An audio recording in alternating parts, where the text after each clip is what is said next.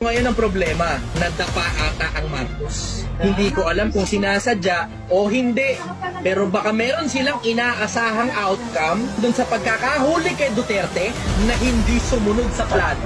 Baka ang ine-expect nila dahil dun sa dami ng outcry, akala ata nila magkakagulo pag hinuli. Ngayon, may pagkakataon na sila para makapag-propose ng martial law. Ito ang problema, hindi nagkagulo. Pumayag yung matanda inamong palino. Naalala nyo pa ba yung panahon? Paano nyo nakilala si Duterte? Nakilala nyo. Pero paano nyo nakilala? Mababalikan nyo pa ba? Wala na rin nakakaalala kung paano nangyari. May mga lumabas minsang panahon ng mga documentary tungkol sa Davao. Kung gaano kalinis ang Davao, gaano kaganda ang Davao, gaano kayaman ang Davao. Yung influence na yun tungkol sa Davao na imbudo sa isang grupo, si Duterte.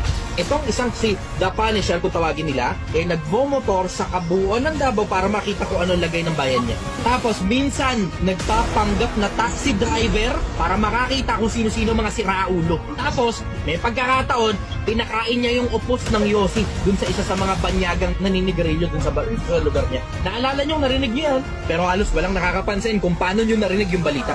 Si Duterte, yung kaisa-isang politiko na matindi ang paggamit sa social media. Wala lang nakakahalata. Paano nangyaring biglang all of a sudden kilala na ng buong Pilipinas itong isang mayor na taga Davao na minsang panahong walang nakakakilala sa kanya sa mga taga Metro Manila? Paano naupo si Duterte nang halos wala man lang banner, nang halos wala man lang print ads, nang halos wala man lang commercial sa TV? All of a sudden, biglang kilala na siya ng halos lahat ng Pilipino sa buong Pilipinas at sa ibang bansa. Landslide, gusto ng ating itong maganda. Hindi nyo nare-realize walang masyadong nag-iisip na hindi biro ang taba ng utak mong matanda para bigla na lang from being a mayor, gusto na siya ng buong Pilipinas. Hindi ganyan ang pagkakilala ng mga Pilipino sa ibang mga politiko. Isipin mo landslide votes kay Duterte. Tapos kinuha mo yung matanda. Tapos pumayag siya. Kabahan ka na, pumayag yung matanda. Ang lintik at talino nun, pumayag siyang basta na lang siyang makuha.